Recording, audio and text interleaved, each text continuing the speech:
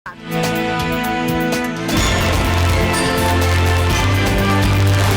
देख रहे हैं लाइव 7। जो बनाए अपना घर अटूट। नमस्कार, मैं हूं दर्शंकर। लाइव 7 की खास पेशकश में आप सबों का स्वागत है। अब दलालों की खैर नहीं। जी हां, हम बात कर रहे हैं खाता नंबर 119 की। खाता नंबर 119 में अब पर्दाफाश होने जा रहा है उन तमाम दलालों का जो तारीख पर तारीख का खेल खेल रहे थे और फर्जी दावेदार खड़े करके भूखंड को लगातार विवादों में उलझाने का काम कर रहे थे। आखिर आज ऐसा क्या कुछ हुआ है और हम ऐसा क्यों कह रहे हैं, पहले दिखाते हैं हम आपको एक रिपोर्ट।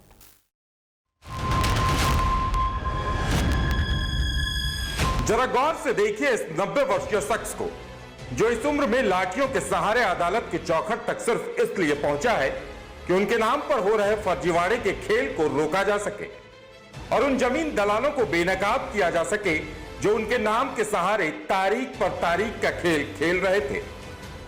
आज खाता नंबर 119 के कागजों में बना दिए गए दावेदार दशरथ साहू उपायुक्त न्यायालय पहुंचे और वही कहा जो पिछले कई महीनों से लाइव 7 कहता आ रहा था कि खाता नंबर 119 से उनका कोई वास्ता नहीं। उन्होंने इस भूखंड को कभी खरीदा ही नहीं। कौन जमीन? वही 119 खाता बाजरा वाला। देखिनन वाला? हाँ, नहीं, हमारा कोई जमीन नहीं है। हम जमीन को जानबे नहीं करते हैं, किसका जमीन है, कहाँ है, हमको कोई पता नहीं है। और दिलीप साहू आपका लड़का है? हाँ। अब हम आपको दिखाते हैं उनका 2 महीने पहले लाइव 7 के कैमरे पर दिया गया बयान, जब उन्होंने डंके की चोट पर खुलासा करते कहा था कि खाता नंबर 119 को वो जानते तक नहीं। खाता नंबर 119 जमीन को हम नहीं जानते हैं, ना कभी खरीदे हैं। तो उस नरी ऑफिस में हम इस जमीन के बारे कोई नहीं जानते हैं। वो सब नहीं, वो नहीं जानते हैं, ना गुलाब जानते हैं। जमीन के बारे में दूसरा लड़का हम नहीं जानते हैं। आपको बता दें कि पिछले कुछ महीनों से चंद भूमाफिया और दलाल लगातार दशरथ साहू के बेटे दिलीप साहू के नाम का इस्तेमाल करते हुए भूखंड को विवादित बनाने के लिए अलग अलग न्यायालयों में आवेदन दे रहे थे। मगर आज दशरथ साहू ने उपायुक्त न्यायालय में पूरे खेल का पर्दाफाश ये कहते हुए कर दिया कि उन्होंने भूखंड कभी खरीदा ही नहीं और इस पर उनके बेटे दिलीप साहू का कोई अधिकार नहीं बनता। आपको बता दें कि हेहल अंचल के 48 एकड़ 25 डिसमिल भूखंड पर दशरथ साहू के मालिक होने का दावा किया जा रहा था, मगर उन्होंने अब साफ कर दिया है कि उन्होंने यह जमीन कभी खरीदी नहीं थी। उन्होंने कहा है कि अब वो उपायुक्त न्यायालय में शपथ पत्र देकर भी ये कहेंगे कि उनकी तरफ से मुकदमा चलाने के लिए भी कोई आवेदन नहीं दिया गया था। केस में आए थे, उन्होंने डीसी से यही कहा कि जो कमिश्नर के यहाँ केस फाइल किया गया था उसके बारे में हमको कोई जानकारी नहीं है। हम दशरथ साहू हैं, कमिश्नर के यहाँ कौन दशरथ साहू अपीयर हुए थे हम नहीं जानते हैं। फिजिकली हम आज कोर्ट में हाजिर हो रहे हैं, अगले डेट में इसमें हम जवाब दे देंगे। आपको बता दें कि तथाकथित दावेदार स्वर्गीय गणेश साहू के पुत्र स्वर्गीय किशोर साहू ने स्वर्गवास से पहले ही अंचलाधिकारी के समक्ष अपना दावा नहीं होने का शपथ पत्र दाखिल कर दिया था और अब भूमाफिया गणेश साहू के दूसरे पुत्र चुड़ावंत साहू के पुत्र के फर्जी हस्ताक्षर कर प्रशासन को दिग्भ्रमित करने का काम कर रहे थे। इतना ही नहीं, पंडरा थाना प्रभारी के सहयोग से चुड़ावंत साहू के पुत्र कुमार योगेंद्र का नाम का इस्तेमाल करते हुए भूखंड को विवादित बनाने का भी प्रयास हो रहा था। अब दशरथ साहू की उपायुक्त कोर्ट में दी गई गवाही को पूरे प्रकरण में मील के पत्थर के तौर पर देखा जा रहा है, जिसने भूमाफियाओं की नींद अब उड़ा दी है। आपको बता दें कि जिला अवर निबंधक के अभिलेखागार में वॉल्यूम 23 वर्ष 1966 और वॉल्यूम 25 वर्ष 1969 में कुल 182 डीड के क्रेता विक्रेता के नामों को बदल दिया गया है और इस गड़बड़ी में उन्हीं भूमाफियाओं के हाथ होने का अंदेशा लगाया जा रहा है जो खाता नंबर 119 की हेराफेरी में शामिल हैं। पूरे मामले की जांच अब सीआईडी के हाथों में है। उम्मीद की जा रही है कि जल्द ही पूरा फर्जीवाड़ा गिरोह सलाखों के पीछे होगा। रांची से लाइव 7 के लिए नैयर के साथ ब्यूरो रिपोर्ट। जो लगातार ये फर्जीवाड़ा किया जा रहा था, इस तरह के फर्जी दावे पेश किए जा रहे थे, दशरथ साहू के वंशज उनके बेटे दिलीप साहू की तरफ से 144 के लिए भी आवेदन दिया गया था। इसी आधार पर अब उन तमाम दावों को लेकर इस पूरे प्रकरण का रुख पलटता हुआ दिखाई दे रहा है। हमारे साथ सुधीर कुमार सिन्हा जी हैं। सुधीर जी, किस तरह से देख रहे हैं आज जो उन्होंने बयान दर्ज कराया है उसे? यही हम पहले बतला रहे थे कि 1/18/19 और 2/18/19 ये जो दो मुकदमा नीचे से ऊपर तक गया, जिसमें ऑनरेबल उपायुक्त महोदय ने जो आदेश पारित किया था उन लोगों का म्यूटेशन को रद्द करने के लिए, जिसके विरुद्ध ऑनरेबल छोटानागपुर के कमिश्नर के यहाँ एक आवेदन दायर किया गया था। वो आवेदन किसके द्वारा दायर किया गया था इसकी जानकारी आज तक नहीं हो पाई, क्योंकि दशरथ साहू ने आज कोर्ट में हाजिर होकर के मैंने अपने मुंह से, चूँकि अभी लिखित उनका जवाब नहीं आया है, उन्होंने साफ शब्दों में कहा कि न तो हम खाता 119 का ज़मीन खरीदे हैं और न ही हम कमिश्नर के यहाँ कोई आवेदन किए थे। तो इस स्थिति में कमिश्नर के यहाँ जो आवेदन किया गया है, इसमें प्रतीत होता है कि गलत व्यक्ति, भू माफियाओं के द्वारा गलत हस्ताक्षर के द्वारा कमिश्नर के यहाँ ये दायर किया गया था। और इसमें एक बात हम कहना चाहेंगे कि कमिश्नर ने इसको नीचे रिमांड किया था। तो रिमांड किया था इस केस को ये कहते हुए कि इसको फर्दर जो है सो इन्वेस्टिगेशन किया जाए। तो रेफर जो रिमांड किया गया था उसमें ट्रायल कोर्ट का जिक्र किया गया था। अब ट्रायल कोर्ट में ये कन्फ्यूजन था कि ट्रायल कौन करेंगे, ऑनरेबल डिप्टी कमिश्नर करेंगे या सर्किल ऑफिसर करेंगे। इसके कारण अनीता शर्मा और उनके जो सक्सेसर लोग हैं देवकीनंदन मिश्रा के, इधर उधर भटकते रहे। अंतिम में जाके पता चला कि ये ट्रायल ऑनरेबल डिप्टी कमिश्नर करेंगे। तो ऑनरेबल डिप्टी कमिश्नर के यहाँ हाजिर हो गए, अनीता शर्मा हाजिर हो गई है, वकालतन हाजिर हो गई है और सशरीर भी हाजिर हो गई है। और उनके द्वारा ये बात सामने लाया गया है कि हमारा जो ये खरीदगी प्रॉपर्टी है ये हमारे दादा ससुर देवकीनंदन मिश्रा के द्वारा उस समय के जमींदार से खरीदा गया था, कुमार जगदीश प्रसाद नाथ शाहदेव से। और उसमें पहले छपरबंदी बंदोबस्त हुआ था जो निबंधित था, उसके बाद कबूलियत किए थे जिसको स्वीकार किया गया था, और अल्टीमेटली इसकी डीड भी बनी थी। और 1936 से लेकर आज तक ये सारे लोग जो है सो दखल कब्जा में रहे। इनका दाखिल खारिज भी हुआ। दाखिल खारिज के बाद ये जो है 1948 में सरकार को, भारत सरकार गवर्नर जनरल को ये ज़मीन जो है सो लोन में भी लोन में दिए थे, जिनका इनको जो है सो रेंट मिलता था। तो ये क्लियर करता है कि ये ज़मीन जो है सो इन लोगों का खरीदगी जो है सो इनहेरिटेड प्रॉपर्टी है जी। अब आगे यहाँ पर देखा जाएगा कि दशरथ साहू के दो पुत्र गुलाब साहू और दिलीप साहू, गुलाब साहू ऑलरेडी बता चुके हैं, दशरथ साहू खुद लाइव हैं, वो तो आकर के बोल दिए। वो जो है सो अंचल में भी जाके, थाना में भी जाकर के, हर जगह जो है सो लिखित एफिडेविट दे दिए कि ये जमीन जो है सो मेरे द्वारा नहीं खरीदा गया था और ये कोई दस्तावेज जो है ये इसका कोई गलत इस्तेमाल कर रहा है। गुलाब साहू ने यही कहा, दिलीप साहू के द्वारा यही कहा गया। अब इसमें दूसरा पक्ष है जो खरीदार गणेश साहू हैं जी, जो पड़ता है करीब 45 एकड़ का बात करते हैं, जिनका दस्तावेज संख्या 415 है। अब इसमें दो चीज़ देखा जाएगा कि दस्तावेज संख्या 415 और दशरथ साहू का 397 है।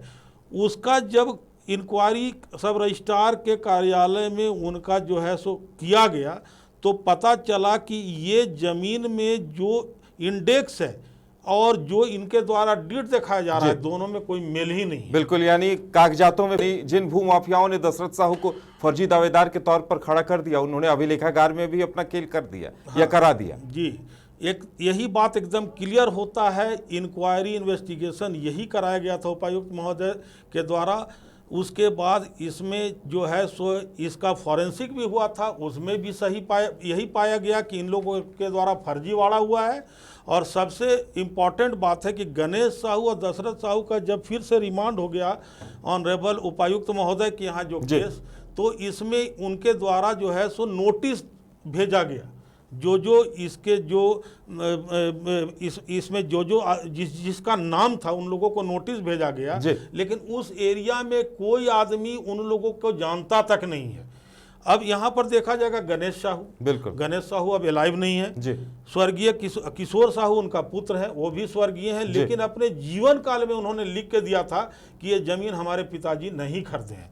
उनके 4 पुत्र वो भी थाना में लिख के दिए हैं, विजय चंद्रा, शंभू कुमार, अभय कुमार, अरुण कुमार, कि थाना में लिख के दिए हैं कि ये ज़मीन से हम लोगों को कोई लेना देना नहीं है और ये ज़मीन हमारे पिताजी के द्वारा नहीं खरीदा गया है। दशरथ साहू तो खुद अलाइव है, वो खुद कहते हैं नहीं खरीदा गया है। चूड़ामन साहू, अब चूड़ामन साहू को देख लिया जाएगा तो चूड़ामन साहू का भी फर्जी सिग्नेचर पता चलता है, कहा कि चूड़ामन साहू का भी कोई इसमें रोल नज़र नहीं आता है। तो इससे क्लियर होता है कि इसमें कोई इसमें जो एक साहू हैं जो जेल में हैं उनका भी नाम का इस्तेमाल किया गया है। तो ये सारा जो खेल है ये भूमाफियाओं के द्वारा किया जा रहा है और इसका पर्दाफाश जो है सो बहुत जल्दी हो जाएगा। अगला तारीख जो है सो ऑनरेबल बिल्कुल सुधीर जी, बड़ी हैरत की बात है कि कमिश्नर कोर्ट में मामला दायर किया जाता है, पता चलता है कि वो दशरथ साहू नहीं है। इसी तरह से अभी दिलीप साहू, वो भी फिलहाल जेल में है, लेकिन उनके नाम से 144 का आवेदन दिया जाता है, 144 लग भी जाता है। यानी अलग अलग न्यायालयों में कहा जा सकता है कि भूमाफियाओं के हाथ इस कदर लंबे हो गए हैं कि खाता नंबर 119 को लगता है कि तमाम कई तिकड़मों के जरिए विवादित बनाया गया है जानबूझकर।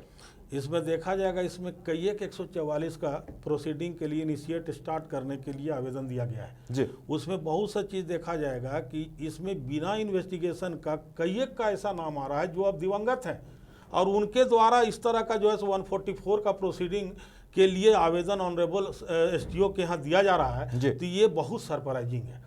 तो इसमें फर्जीवाड़ा खेल भूमाफियाओं का क्लियर प्रतीत होता है, सामने नज़र आता है। ज़मीन हड़पने का जो ये तरीका है ये लगातार भूमाफियाओं को द्वारा चल रहा है। 119 खाता बाजरा का इसमें भी वही हो रहा है। बिल्कुल। और अब चूंकि दशरथ साहू हालांकि अंचल कार्यालय में बताया जा रहा है कि वो पहले भी लिख कर दे चुके थे, लेकिन इसके बावजूद मामला चल रहा था और अब उनके वंशज जो दावा ठोंक रहे थे, अब तो एक तरह से देखा जाए तो उपायुक्त न्यायालय में इस पूरे मामले पर एक पर्दाफाश सा हो गया है, सब कुछ स्पष्ट हो गया है। कहा जा सकता है कि क्रिस्टल क्लियर हो गया कि दशरथ साहू ने ही इनकार कर दिया है। उनके अधिवक्ता के द्वारा यह भी कहा जाता है कि इसमें उनके पुत्र जो भी हैं जो माफिया नजर आते हैं सब उन लोगों का हिस्सा होता है। जब दशरथ साहू अलाइव है, अगर मान लिया जाए डीड उनका है जी, तो दशरथ साहू जब तक उस डीड में किसी तरह का किसी को भी ट्रांसफर नहीं करते हैं जी, तो मालिकाना हक दूसरे का कैसे हो जाएगा। बिल्कुल। और यहाँ पर दूसरे का हिस्सा का बात किया जा रहा है, ये क्लियर नजर आता है कि ये पूरी तरह से षड्यंत्र है।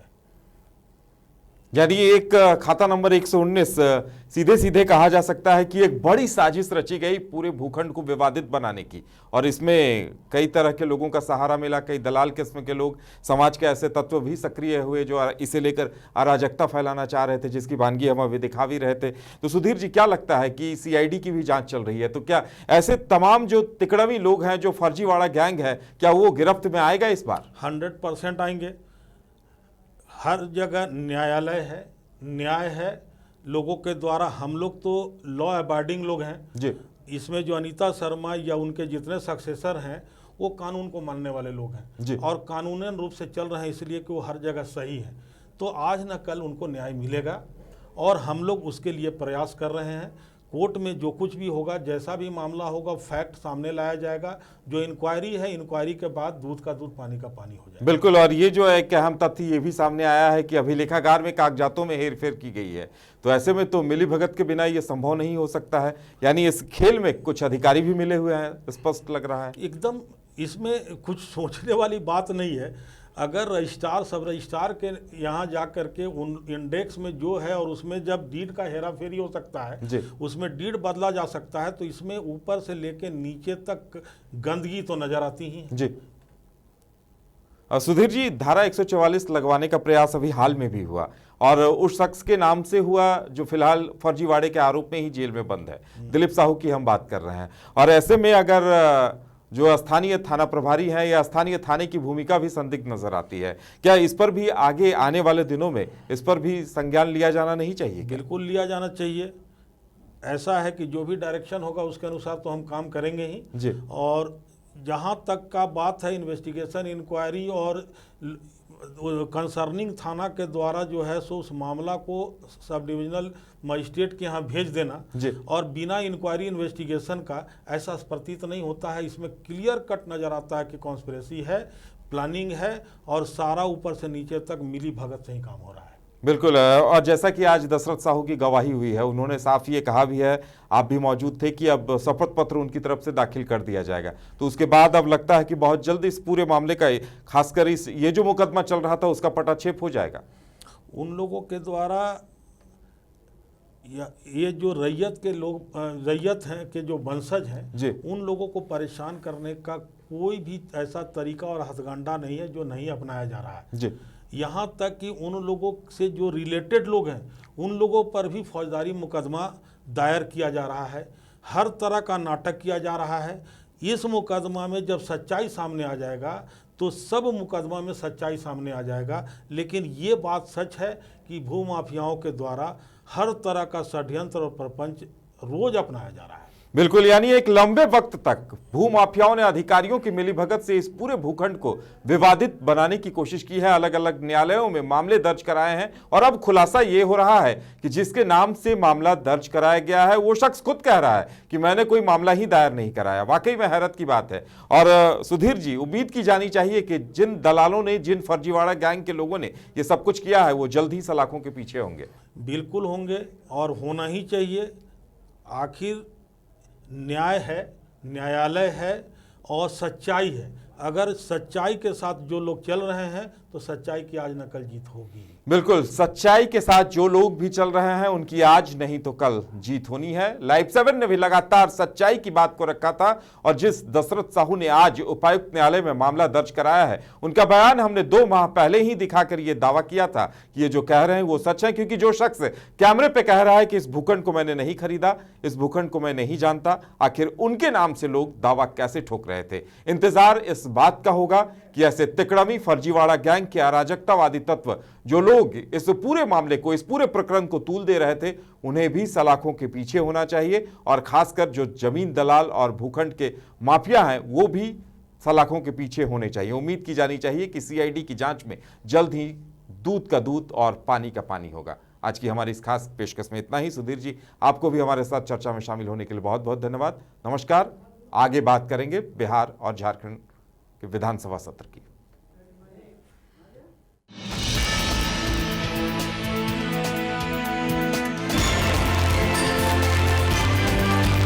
आप देख रहे हैं लाइव 7।